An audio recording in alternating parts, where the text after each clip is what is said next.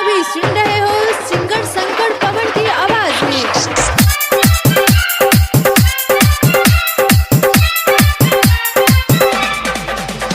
DJ Sanjay सम्राट, DJ Sanjay सम्राट, DJ Sanjay सम्राट, DJ Sanjay सम्राट, संजय सम्राट। अहाँ सब अखन सुनि रहल छी डीजे राम जतन के रिमिक्स सजना बनलिए कही को आ पागल बना क गेलिए आ सजना बनलिए कही को आ पागल बना क गेलिए आ हमारा में की रहे कमी आ सजना दोसर के बनलिए आ हमारा में की रहे कमी आ सजना दोसर के बनलिए आ सजना बनलिए कही को आ पागल बना क गेलिए आ सजना बनलिए कही को आ पागल बना क गेलिए आ हमारा में की रहे कमी आ सजना दोसर के बनलिए आ हमारा में की रहे कमी आ सजना दोसर के बनलिए।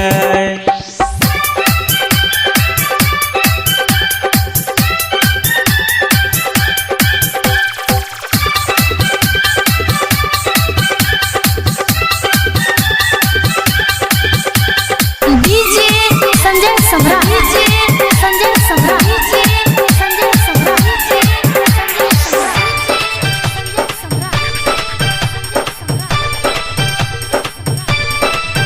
हमारा में की रहे कमी आ सजना दोसर के बनौलिया बनौलिया बनौलिया हमारा में की रहे कमी आ सजना दोसर के बनौलिया दिल लगौलिए हमारा सोचे हम कुछ नहीं बुझलिए आहाँ के ये सजनी हम चिन्ह नहीं पैलिए आ दोसरा के लोभर बना के आ हमारा ये जान रुएलिए आ दोसरा के लोभर बना के आ हमारा ये जान रुएलिए हमारा में की रहे कमी आ दोसरा के सजना बनलिए आ हमारा में की रहे कमी आ दोसरा के सजना बनौलिए। आप अभी सुन रहे हो सिंगर शंकर पवन की आवाज में।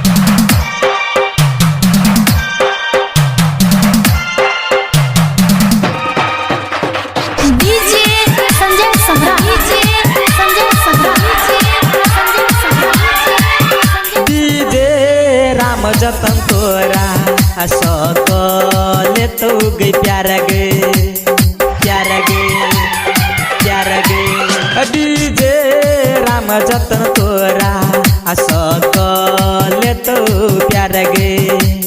बेवफाई नहीं कर है सजनी हमारा जनरू वाले हमारा में रहे कमी सजनी दोसरा के भगेले आ दिला दोसरा सा लागा कगे हमारा तुआ सुबह होले आ दिला दोसरा सो लगा के आ हमारा जया सुबह होले आ हमारा में की रहे कमी आ सजना दोसर के बनौले आ हमारा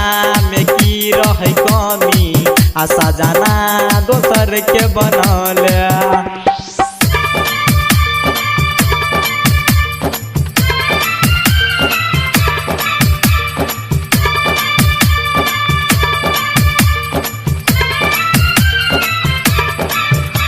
डीजे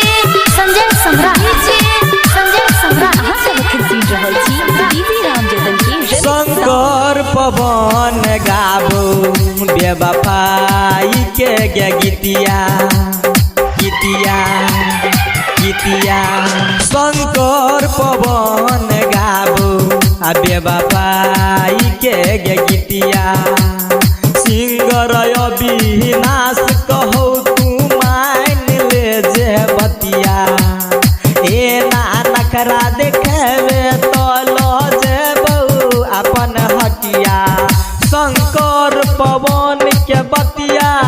तू मानले हमर जान गे